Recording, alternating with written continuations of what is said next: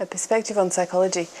First thing I'd really like to address is a bit of something I've discovered or noticed over my time of telling people I'm a psychologist. Is that there's a lot of interpretation on the word. There's a lot of ideas out there about what that means, what psychology is, what being a psychologist does, what you do when you're one. And in fact, psychology is really broad, so there's probably a reason for that. And my perspective on being a psychologist is quite different to many other psychologists. And on the other side, it's also quite different to what Michael sometimes shares, although it links in with that. But it's so broad. So I guess what I wanted to just find out, is there anyone, like, what people think when they think of either seeing a psychologist or what psychology is? Yeah, there are lots of different types. So there's clinical, there's counselling, there's forensic. There's people who deal with criminal behaviour, there's people that deal with serious mental health issues.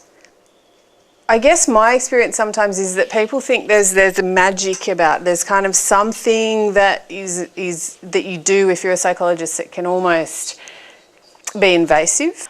I've often had, less recently, but I've often had people say, "Oh, can you read my mind?" And then recently I saw a television show where a forensic psychologist who deals a lot with psychopaths, sat down next to someone on a plane and they said, "What do you do?" And he said, "I'm a psychologist." And she said, "Can you read my mind?" Which made me laugh because I'm like, oh, it's not just me. And and he said, "Did you torture animals as a child?" And she went, "No." And he said, "Then I'm not interested." And I've really wanted to use that line, but no one's asked me since. That is what I deal with a lot at work, especially with younger kids or young adolescents and younger kids, is they've usually been sent or been brought and they think that they're mad and they don't understand why they've been brought, but they know this big word and that works with crazy people and they must be mad. And it takes a bit of time to work through that because there is quite a stigma, with counselling as well. And I guess that's what I do is really I'm a counsellor that's called a psychologist. That's how I see myself, that's my role, that's what I like doing. And so it's really no grander than a counselling role. But I've had some study and some understanding, so it helps me out with recognising personality disorders or other kinds of issues.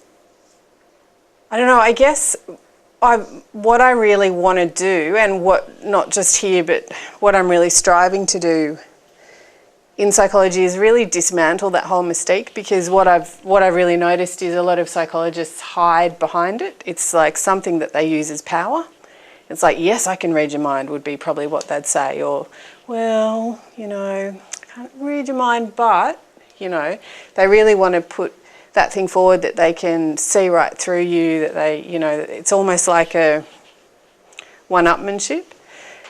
And it's really bullshit. There is nothing that teaches you to do that any more than unless, like anyone else here, you have a general ability to maybe read a little bit of energy or figure out, oh, that doesn't feel quite right. I wonder what's going on under there. But there's no mind reading ability, though people will say they do have that. And I really think that needs to be dismantled so that psychologists just become what they should be, which is a helping, nurturing profession that maybe can assist people instead of just bringing them up to the mediocre level, to the okay, you're the same as the rest of society now, to be able to be supportive and help people be the best they can be. So you don't have to be broken to see a psychologist, but you may be just like, oh, there's something I can't get past by myself. I need to bounce it off someone. I need to work with it, And I think a lot of what's happened with psychology is that they're trying to be scientific, distance themselves from the esoteric style thing, that they don't want to be a pseudoscience. They just... When I was studying psychology, I remember the insecurity of the faculty about science, and anything that wasn't... Freud was laughed at. I mean, Freud you can laugh at, but... he's also... did a lot of work. Jung didn't really laugh at him, but he was kind of dismissed as, yeah, well, that's really old stuff, you know, not important. It was all about rats and labs and white coats and behaviour. So we can measure behaviour. And what I've seen recently, maybe in the last 10 years, is great. It's a real change from that. It's where scientists, not just psychologists, lots of scientists have got together and started to really explore new things that were considered religious maybe, or spiritual, or compassion. They measure it, they stick electrodes on. And yeah, they're still into measuring, but it's like, wow, it's become part of scientific talk. Do you know, wow, you know what effect gratitude has on people? It's in mainstream literature. Psychologists are using it, counsellors are using it, neuroscientists are using it to help people. And it's come a long way from like electric shock, like what they did with rats and what they, you know, just fix your brain, cut out a bit, shock it, you know, scar it, and then we'll fix you. So it's moved on into, from the mental, which is what psychology was, it's like a study of the mind, which moved then into study of the mind and behaviour. But it stopped there.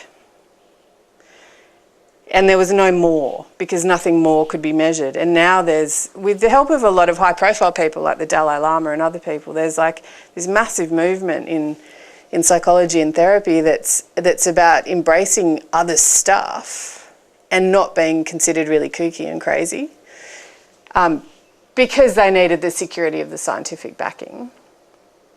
But it's really great. Like, I'm really happy about it, and that's probably what I want to contribute to the most is an open discussion of that, not a separation into, well, is that scientifically proven or is that just how you feel? Because there was for a while a step away from, we don't even want to talk about feeling in psychology. Counsellors do that. They wanted to separate themselves. So I counsel people, but not like counsellors do. We talk about behaviour, we do worksheets, you know, everyone gets to know what they do in this conscious way, but it's only about thought and behaviour, and feelings kind of, you know, if you want to talk about it you can, but it's not really that important. You don't need it in the equation of how to fix yourself.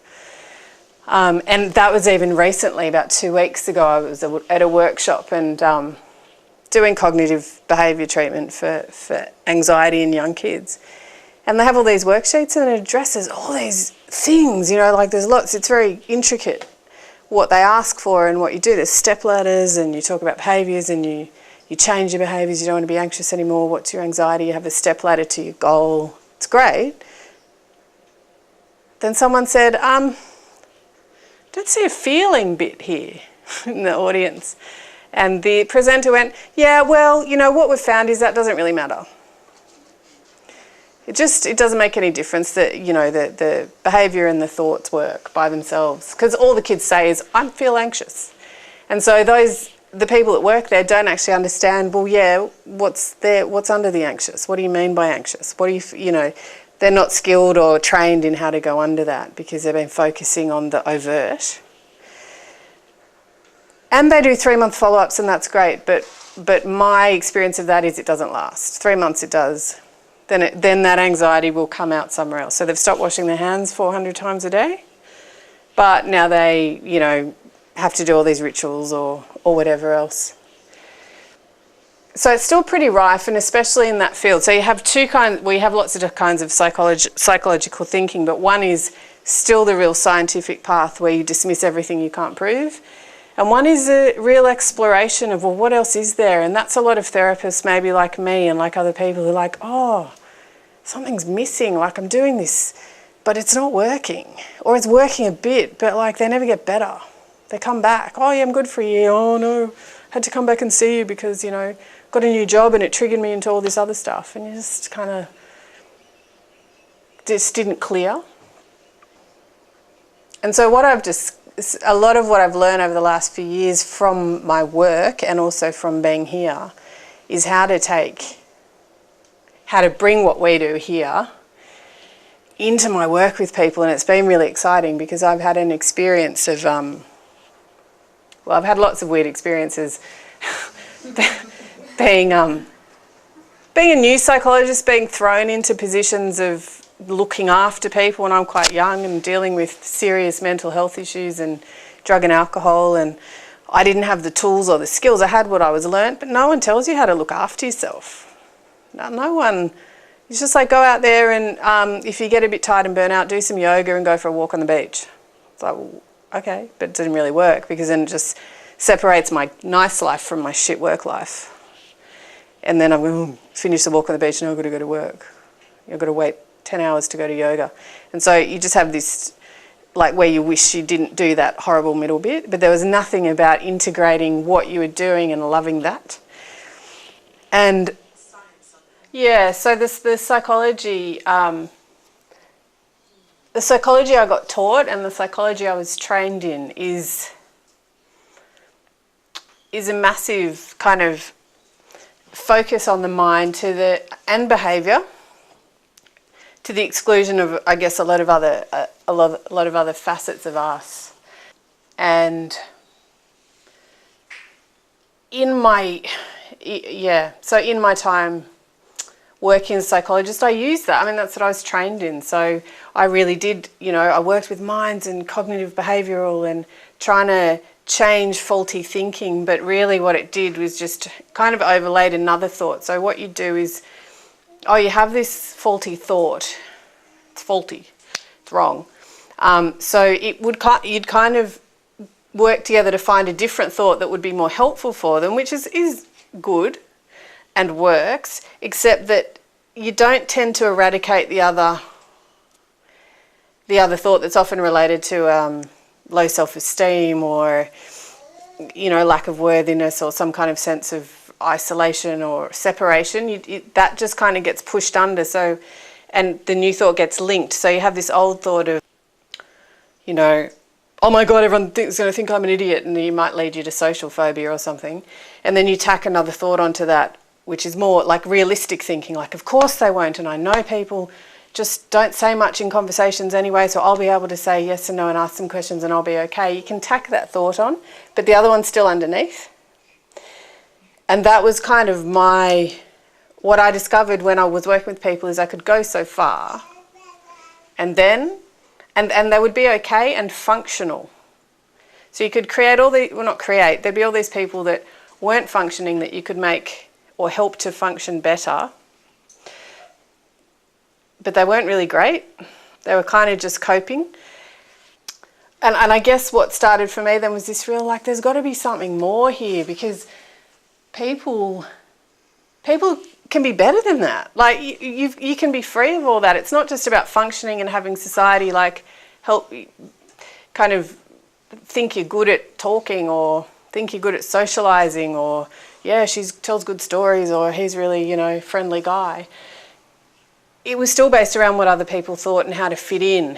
And then, while that was really necessary, it then became a barrier, not a barrier, but a ceiling on them getting even more development and growth, because then it was just fitting into that mould. And so I started thinking, imagine if psychology and counselling and working with people, healing, helping, teaching even, all those things, because they're not really so different in so many ways, could actually make people constantly strive to be better, because there's never an end point. And how counselling training and psychological counselling training was working was you've got a level of okayness in people, then you have all these other people that have disorders down here. And you've got to bring them up to a level of okayness, but then there's no, okay, we're all okay, but we're all still a bit not okay. There's still more we can do. We've all still got, as we all know, and anyone who does any personal growth or any kind of real deep searching in themselves, oh yeah, I'm a bit weak on these areas, or maybe I don't really feel like I'm worthy of earning a lot of money, or I always have this trip up with kind of these boyfriends that don't work out for me, or God, my mother drives me nuts, or whatever. There's always more in there you can dig out and then work on and then get rid of and kind of rise above. So you're not kind of in the general masses of people who are functioning in our quite possibly dysfunctional society. And so to rise above that and become more functional to create a more functional society. Because if our society is dysfunctional now and we're functioning in it, kind of means we're probably dysfunctional. And I know that's a bit of a difficult word. In my training I was taught not to say dysfunctional, but for want of a better, we'll call it that. So it's kind of like if you're fitting in with everyone, what does that mean? And who does that make you? And do you want to be something different than that? You know, because actually these people that aren't fitting in, they don't always have a psychological disorder. They're just not fitting in. They're often told they do. And then working on their lack of self-esteem and worthiness, it's kind of like, oh, I better fix myself up, I better make myself different. And some of them do need, like it's almost like they do need to work up towards that and then go further. And others of us, like the majority of people who go around, get jobs, get married, have kids, you know, do all the stuff you're meant to do, there's still stuff holding them back. So I guess that for me, the whole new paradigm or new way of doing counselling psychology is a more transformative model. It's not about, oh, you know, I've got this orange and I want this person to look just like that, or, you know, like it's an apple but we'll change it to an orange and then we'll have a whole bunch of oranges and we'll all be the same. It's really about transforming each person into their own individual uniqueness, helping them transform up into that rather than all the coverings they're putting on. So my experience is the same. It's like, oh, dull yourself down, keep under the radar, you know, that's a bit out there. When I tried it out, people thought I was weird. You're weird. Okay, I'm not weird. I didn't mean it. You change things. And so you don't, and when you challenge people, they stick a lid on you and you think you're wrong. And you don't, and it's true that you don't fit in. And so I just think if as so many of us are, so many in the world are we're trying to fix the world we live in. We're trying to fix society. We're trying to change things. There's so many things we see that are not going right, and yet the faulty thinking that I can see is like, well, if we're all trying to be the same as each other, how can we change what? If we're all trying to function in what is not working, then we're all going to not work, and then it's still not going to work. Does that make sense? And so I guess the aim is, and wouldn't it be great to be involved in this, like to be part of the people that really spearhead this and go, hey, we can all be different, let's all be better, let's think outside the box, let's do things different and see how that works. And to do that as professionals in whatever field when we work with people, to inspire that, whether it's directly as a teacher or a counsellor or a coach, or whether it's indirectly in how you work yourself in your organisation, in your corporation, even as customer service. It's like, wow, you can make such a massive difference. Because suddenly people are going, oh, maybe there's something else, you know, maybe I don't have to do this life that I've worked so hard to get, and that somehow, it's empty. So I think if we can, if whoever goes first shows people that it's not that bad and it's not that scary and you can do things different and it might be wrong, and so you just do something else different, it's kind of how I'd love to see things change. And in a way, one of I don't know how else it could change unless we do that. Like I don't unless we change, how do we change everything around us? You know, because we're so in it, we can't. That we just keep it the same until we rise up and get a different view, maybe try things different. Yeah. So what I was talking about, a lot about the mystique of psychology. It's a pretty impressive word. People like to use it. Or, you know, it's got a bit of prestige attached. And it didn't used to, but it does now a bit. But it has a mystique around it where people in the general community feel like you have some level of power over them. That in a sense that you know more about them than they may know about themselves, or you can read their minds or know what they're thinking. And they'll often ask you if you can read their minds. And of course they can't. Like, no psychologist can do that. As a psychologist, if people can read minds, they can, but it's not because they're a psychologist anyway. And that's something that I've really not liked. I've really tried to it puts a, it gets in between your relationship with your client when they think you have these magic powers and that you're kind of the expert. And I find sometimes with clients, I'll ask them some questions. I don't know what the answer is, and they'll give me an answer and they'll go, is that what you meant? I'm like, yeah, it's great. Like, I don't know, you know, it's you I'm asking about. You're the expert in you. I don't know as much about you as you do. And it takes a little while before they're looking to find whether they've given me the right answer or not. And so, but I've worked hard, and a lot of other psychologists are too, to dismantle that mystique and be really real and not hide behind that. Because I think if you feel, as a psychologist, if you feel a little de-skilled in your work, a counsellor as well, or probably any professional, if you feel a little like, oh, I'm not really very good at this, but, you know, and I'm doing it, but someone's going to find out one day that I can't do it, you can hide behind this mystique. And you can kind of, yes, you know, and you can have your clipboard, and you can have things in between you and the client that changes the relationship.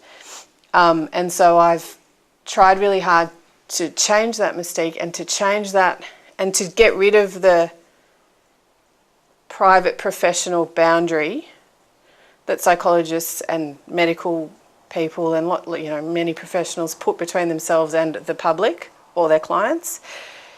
Not that I go to parties with them, not that I invite them over, it's not like we socialise, but as much as possible, I aim to be exactly the same person in session, out of session, at home, in here, you know, wherever I am, it's Claudia. And my professional boundaries are there, of course, but if I can do that, then it's okay if I meet these clients at the beach, in the supermarket, you know, by accident, round the corner. I don't have to shrink down into, oh no, they've seen my child or what's in my trolley, or, you know, they've seen me fight with my husband, or, you know, whatever they've caught me doing. It's like, it's just me. I haven't created a big persona, a facade of this kind of professional behind which is blankness. It's a little like, a teacher once said to me that the kids, she'd come back and talk to the kids about her life or her holidays or something, and they'd look at her a bit blankly, and she goes, you know what, they think you just go hang yourself up in the cupboard on the holidays, you know. And I think it's a bit like that. People think that when you're not in the office with you that you don't have a life. And if you do have a life, it's going to be a pretty amazing life, because you kind of like, you must know everything. And I think it's really important for them to know that you've either had the same struggles or different struggles, but some struggles, they don't need to know any details of those, but that you're living a really human life in exactly the same way they are. And maybe you've got a little bit of help to offer in some of the things they're going through, or a different perspective, or someone to talk through things with, or some understanding that you might have gained through your studies, or through even work with other clients that you can kind of impart in a way to help them move through whatever they're going through. But it's not like you've kind of done it and you're there and you're like, God, you know, come on, hurry up. You're a bit like, you know, you're a bit stuffed up mentally, we've got to fix you up, and you become more like me. It's not like that. So yeah, the mystique was probably something that I worked on, and I think really needs to go for there to be any real authenticity in the work. Yeah. You know, so I have these kids coming in who get dragged in, and sometimes they have fairly serious issues, and not mentally, but in terms of their home lives or things going on. They're like, oh, I didn't think it was bad enough to come and see you. And it's like, you know, people come and see me when like they can't finish their homework sometimes. It's such a bit wide variety of kids that come in. But I often get the response, oh, well, it wasn't that bad to come and see you. And I'm not sure what they think I do all day if it has to be so terrible. But there is that perception that, and people avoid it. And then there's a little bit of shame, especially in family therapy. Family therapy is like, the parents just go, clearly I can't parent, and it's so bad that I've had to go take myself and my kids to therapy, and there's a lot of shame in that. And there are some people trying to change even just the name of family therapy to coaching or teenage whatever, you know, but I actually think it's not about that. It's about just letting people know that it's okay to go get help to actually improve. It's not that your family is any worse than anyone else, but hey, Imagine if you could stop all that fighting, or imagine if things could be different or people could interact differently. And it's just about bouncing that off different people, like bouncing that off them, and then they figure out their patterns, and then they figure out where they can stop the patterns become conscious, and then they can make a choice. I don't do this anymore. We do it this way. It's really empowering. It's great when that happens. So, yeah, I've really aimed to make my practice and the people I see not like expand the viewpoint to you don't have to be broken to come and see a psychologist or a counsellor. You can actually be a bit more forward focused. Yeah, I'm doing really well in these things, but there's something missing and I really want to work on stuff, you know. And so it doesn't have to be a fix the broken bit and then off you go. There's always more to be done.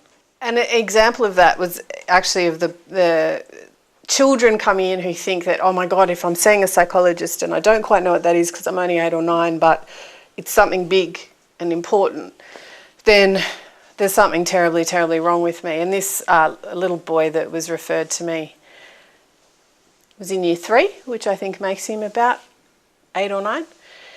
And he had first seen a psychologist at age 4 for his anxiety. And so since he was 4, he'd heard a lot about this word anxiety and how he had anxiety. His parents had books on helping a child with their anxiety. Lovely, very caring parents who wanted to do everything they could for their child. And also make him go to sleep at night because he was up all night, worrying about people entering. He'd get up and down and wake up and look out the blinds and go check the doors were locked and go back to bed and get up. So it's pretty hard for them.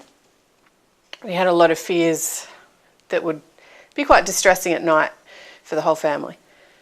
And so he knew there was something wrong. There was something wrong. He's got this thing, anxiety, and it's got to be fixed. And they've tried for 5 years now and nothing's happened. Oh my God, he's broken. Oh, there's something wrong with me. And so I saw him. He's a very sweet boy. So I saw him for the first time with his parents. And as we were, and I like to start with children by actually explaining, doing a bit of psychoeducation. What is anxiety? How does it feel? Who has it? What does it actually mean? But I asked him first, do you know what anxiety is? And he went, no, but I've got it, you know. And he didn't know that it meant his worries. He kind of knew it was related, but he didn't know it was just how he was feeling and his worries and how they made him act out. So his parents were like, what? You don't know what it is? You know, because they've been talking together and they've been having little family meetings and talking about the anxiety. And he didn't know what it was, and they'd never reframed it in another way. So we went through and talked about what anxiety was, so he was a bit clearer, and he was suddenly a bit, oh yeah, well I know other people have worries, I know some of my friends have worries, so it's not that, maybe mine are bigger, but it's not that far out of the ordinary. It's not a disease.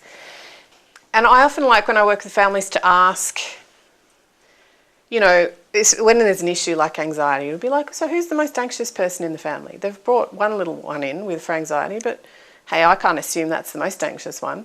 And often it's the case, because I did say, so who would you say is the most anxious person in the family? And the dad said, oh yeah, my wife. And then his wife said, yeah, that'd be me. And this little boy was so, oh, wow, you've got it as well. And you're worse, you know. So I can't be that bad because you're actually all right and you've got a job and he sees his mum as a normal person. And now she's got anxiety and so does he. And it helps him fit in. Me and mum, you know, great. But it also means that he's going to be able to grow up and he's going to be able to have a normal life and he's going to be able to tackle it somehow, because clearly she has to have got where she's got. So suddenly his whole viewpoint of coming into the psychologist to fix it had changed into this hopeful kind of wow, well, it's okay because I can keep it, or I can make it better. But even if the worries are still a bit there, it's okay. I can still just be me and do as well as I can, you know. And so it wasn't about really, because he really hated this part of him, but he didn't know what it was even. So can you imagine, there's all bits of ourselves that we hate and try and get rid of. But imagine if there's a bit of yourself that you hated, but you didn't know which bit it was. Because that's what was happening for him. It's like there's this terrible bit, but I don't know what it is. It's called anxiety, but I don't know what that is. So he's like all these bits that he was probably trying to figure out, is that it? Is that it? You know, is that the bit I need to cut out? So suddenly he could acknowledge it, embrace it, fit in with some family, not be the weird one. It's like, oh yeah, she's got it too. And then go and then feel hope about it rather than hate it and feel like a kind of pariah. Yeah.